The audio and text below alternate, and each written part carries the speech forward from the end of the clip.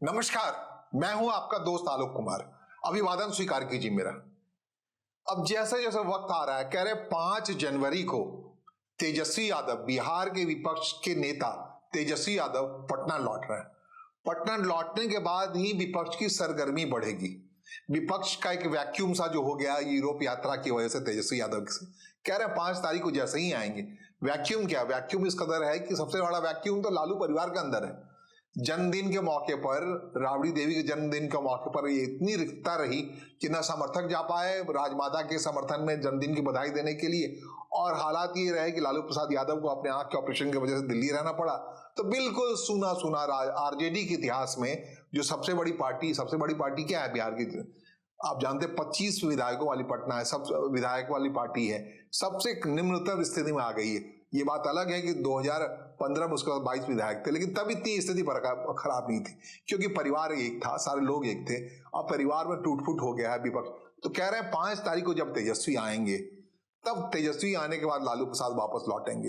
अब लालू प्रसाद किस पर इसी आवास में लौटेंगे, इसको खाली करने का नोटिस आ गया है, राबड़ी आवास के बारे में कहते हैं। और एकजुटता की बात होगी, किस ढंग से होगी विपक्ष में, ये देखने वाली बात है। और कहते हैं 14 जनवरी के बाद जब ये मलमास की समाप्ति होगी, नए कामकाज की शुरुआत का दौर शुरू होगा, तो कहेंगे नए सिरे से फिर से कोशिश शुरू होगी कि विपक्ष के क्षमा को बांधा जाए। लेकिन तेजस्वी के मैदान से जाने की वजह से सब कुछ बिखरा बिखरा पड़ा है। जैसे कांग्रेस पार्टी छोड़ गई है, महागठबंधन वहां टूट गया है, साफ हो गया है, एक दूसरे पर इल्जाम लगाने का सिलसिला शुरू हो गया है। कांग्रेस की ओर से कहा जा रहा है तेजस्वी यादव अगर मुख्यमंत्री के उम्मीदवार बनने के लिए जिद नहीं करते, तब उप मुख्यमंत्री के तौर पर मुकेश सहनी को घोषणा नहीं करनी पड़ती कि वो उम्मीदवार होंगे। और इसकी वजह से जो एक खाई बनी, दलित रूठे, मुस्लिम रूठे, ये सारे हार या बैठ जाने की वजह ही बनी। प्रचंड जीत जो मिली है एनडीए को, उसके तहत जो विपक्ष ने जब सोचना शुरू किया है, उससे लग रहा है कहां कहां चूकें हुई। लेकिन ये चूक बहुत खतरनाक है, एक वैक्यूम है। लेकिन आपको बता दें कि विपक्ष कभी वैक्यूम में नहीं रहता। जब सत्ता पक्ष कुछ काम करेगा तो वैक्यूम या सरबराहट शुरू होगी। खड़बड़ाहट शुरू होगी इस अंदाज में। प्रशांत किशोर एक मोर्चे पर हैं, वो कह रहे हैं कि कांग्रेस को सहारा देकर वो खड़ा करना चाहते हैं। 6 विधायक हैं उसके पास। एआईएमआई अपने तरीके से वो 5 विधायकों को लेकर के वो एक सरगर्मी के तौर पर जुटेगा। ये अलग बात है कि एआईएमआई मतलब असदुद्दीन ओवैसी की तुकबंदी इस बार आरजेडी से नहीं जमने वाली, लेकिन किस तरीके से जमने वाली, सत्ता पक्ष से जमने वाली, क्या होने वाला है बिहार में, जो कुछ भी होने वाला है वो 14 जनवरी के बाद से होने वाला है। कह रहे हैं 14 जनवरी को ही तेज प्रताप यादव, जो जेजेपी बना रखे हैं, जनशक्ति जनता दल, उसके अध्यक्ष हैं, उन्होंने सबको न्योता देना शुरू किया। वो चाहते हैं जिस ढंग से आरजेडी की खिचड़ी पार्टी हुआ करती थी, राष्ट्रीय जनता दल की खिचड़ी पार्टी हुआ करती थी, वो लौट करके जेजेपी के पास आ जाए, उनके प्रभाव में आ जाए। तो घर घर घूम करके बड़े बड़े नेताओं के यहाँ बुला रहे हैं कि हमारे खिचड़ी पार्टी में आइए। चिराग पासवान चुप बैठने वाले नहीं है, केंद्रीय मंत्री हैं, वो भी अपनी खिचड़ी पार्टी का अपना इंतजाम कर रहे हैं। उनके बारे में कहा जा रहा है कि चाचा से कुछ ऐसा मामला बनता जा रहा है पशुपतिनाथ पारस से कि दोनों परिवार एक हो जाए। ये सब कुछ 15 तारीख के आसपास होगा, खिचड़ी पार्टी में देखने को मिलेगा। रामविलास पासवान का भी खिचड़ी पार्टी बड़ा मशहूर हुआ करता था, तो उसे कैरी फॉरवर्ड कर रहे हैं चिराग पासवान। देख रहे हैं चिराग पासवान की खिचड़ी पार्टी में जो बिल्कुल अलग हो चुके हैं, नई पार्टी बना चुके हैं, अलग पार्टी बना चुके हैं। उनके चाचा पशुपतिनाथ पारस आते ही आने, कहते हैं कि सूरजभान सिंह जो मैदान में हार गए, जिनकी पत्नी हार गई है अब मोकामा से, वो फिर से चाह रहे हैं कि एलजेपी ताकतवर हो और परिवार एक हो, तो एक बीच में पैचा फार्मूला निकाल रहे हैं। सूरजभान सिंह ऐसा कर पाते हैं, नहीं कर पाते हैं, लेकिन पशुपतिनाथ पारस कहते हैं। इसके अलावा भाइयों के भी अंदर करवाहट जो है चिराग पासवान की, उसको दूर करने का वक्त वो निकाल रहे हैं। कह रहे हैं कि इस बार वो सब कुछ हो जाएगा। ये बहुत सारी चीजें हो रही है। उपेंद्र कुशवाहा को लेकर बड़ी गंभीरता से बात हो रही है।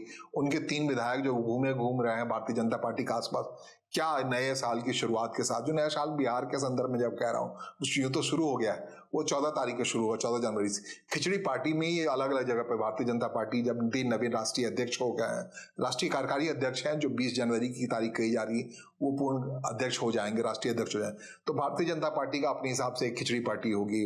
मुख्यमंत्री नीतीश कुमार के यहाँ खिचड़ी पार्टी होती है 14 जनवरी को, जिसमें निशांत कुमार को लेकर तय किया जाना है।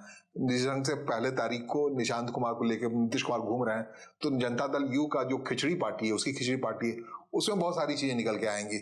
इसमें क्या होता है, तो सब कुछ गढ़ा जाना है अगले 10-15 दिन में। और बिहार की एक खिचड़ी पार्टी है, खिचड़ी पार्टी में पता लगेगा कि खिचड़ी के अंदर दाल क्या कौन है, चावल कौन है, सब्जी कौन है, और ये अलग अलग करके देखा जाएगा। इसमें खिचड़ी के साथ साथ वहाँ दही खिलाया जाता है, चूड़ा दही का भोजन होता है, तिलकुट खाया जाता है। तो तिला संक्रांत को हर पॉलिटिकल पार्टी को वहाँ इंतजार है, और बिहार की नई राजनीति उस तिला संक्रांत के मौके पर नए रंग में आएगी।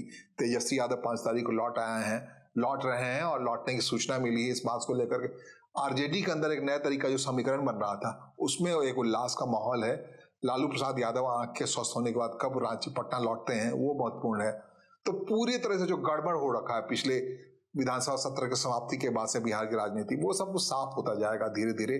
और जब साफ हो जाएगा, साफ होने के बाद विधान परिषद का चुनाव होना है, वहाँ साफ होने के बाद वहाँ राज्यसभा का चुनाव होना है, राज्यसभा के उम्मीदवार तय होने हैं, 5 राज्यसभा के चुनाव का कार्यकाल पूरा हो रहा है, जिसमें आरजेडी के दो सांसद है, प्रेमचंद गुप्ता, जो अब तक आरजेडी बनने के बाद से लगातार राज्यसभा जाते रहे। अब इस बार उनकी राज्यसभा जाने की कोई गुंजाइश नहीं बन रही। 25 विधायक में कैसे बात बनेगा भला? उसके लिए धन तंत्र की आवश्यकता होगी। क्या प्रेमचंद गुप्ता वो खर्च करने की स्थिति में होंगे? ऐसा कहीं दूर दूर तक नहीं दिख रहा है। तो जाहिर तौर पर 2 सीटें जो हैं, जो आरजेडी कोटे पूरा हो रही, एडी सिंह और प्रेमचंद गुप्ता की, वो भारतीय जनता पार्टी अपने पास रखेगी। 2 सीटें जेडीयू की तरफ से खाली हो रही है, जो उपसभापति हरिवंश का सीट वो, और दूसरी सीट जो बहुत महत्वपूर्ण सीट है रामनाथ ठाकुर की, जो कर्पूरी ठाकुर के बेटे हैं, तो वो भी अपने आप 2 महत्वपूर्ण है। 5वीं सीट है उपेंद्र कुशवाहा की। उपेंद्र कुशवाहा ने अपने परिवारवाद में अपने इस ढंग से पका लिया इस बीच में, क्या उसमें साफ होकर के सभी साथ बाहर आते हैं या नहीं आते हैं, ये सब कुछ निर्भर कर रहा है। आरएलएम की जो उनकी भी खिचड़ी पार्टी होती है, उसमें कौन से लोग आते हैं, कैसे आते हैं, ये सब कुछ तय करना है। ये जो अगले 10 दिन का सफर है, इसी में बिहार की राजनीति साफ होना है। खिचड़ी में से जो अलग अलग हिस्से होते हैं, पानी पड़ता है, दाल चावल सब होता है, खिचड़ी में बनाया जाता है भरपूर मात्रा में घी, और उसमें समन्वय होता है सब्जी का। तो सब्जी कौन है, घी कौन है, चावल क्या है, पानी क्या है, सब कुछ बिहार की राजनीति गड़बड़ सा होता हुआ दिख रहा है आपको, वो साफ होता हुआ दिखेगा।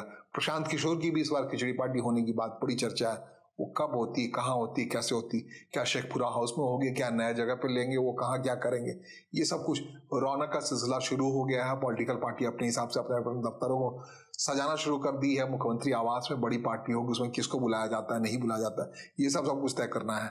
बिहार की राजनीति में अगले 10 दिन तक बड़ी गहमागहमी है। इसे खिचड़ी पार्टी की तैयारी की, आखिर क्या होने वाला है, नहीं होने वाला है, इन सब के लिए मेरे साथ जुड़े रहिए, बने रहिए। चैनल को लाइक कीजिए, सब्सक्राइब कीजिए, कमेंट कीजिए, ताकि हमारा उत्साह बना रहे, आपके पास हम नई नई जानकारियां लाते रहें। फिलहाल मुझे सुनने और समझने के लिए आपका आभार। नमस्कार, धन्यवाद।